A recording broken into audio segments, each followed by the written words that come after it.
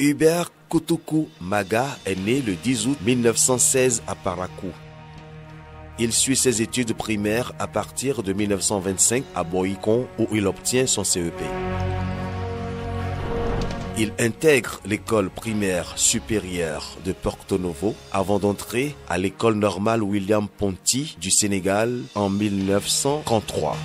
Ces années sénégalaises lui ont permis de rencontrer sa femme Marie Dorego, ce qui entraîne sa conversion au catholicisme. Hubert Maga finit premier de la promotion dahoméenne de William Ponty. De retour au Bénin, il est nommé instituteur à Bembereke, puis à l'école primaire de Natitengo. Entré en politique, Hubert Maga est élu conseiller lors des élections territoriales de 1946-1947 sur la liste de l'Union progressiste dahoméenne, UPD, dans la 6e circonscription réunissant Kondi et Natitengo. Le 2 novembre 1947, il est élu grand conseiller de l'Afrique occidentale française. Dès lors, Hubert Maga accède à des postes de responsabilité politique qui font de lui une personnalité politique très importante au Bénin. Il est ensuite élu député pour la première fois à l'Assemblée nationale française le 17 juin 1951, puis réélu le 2 janvier 1956 dans la circonscription du Dahomey.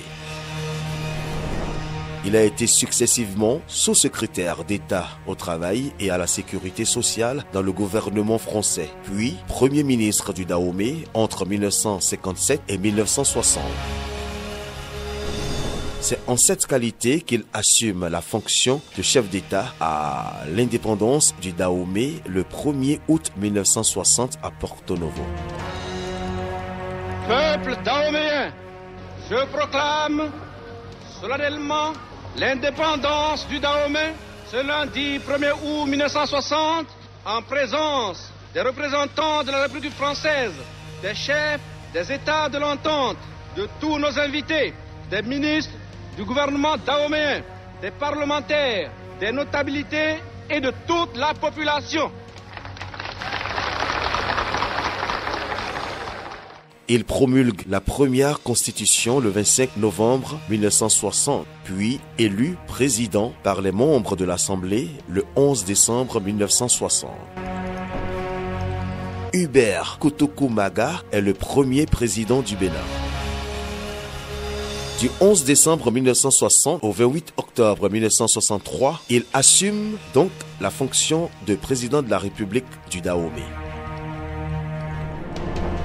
Le coup d'État militaire du 26 octobre 1972 l'oblige à quitter son pays malgré lui. Il y revient lors des travaux de la Conférence nationale de février 1990. Hubert Maga meurt le 8 mai 2000 à Cotonou.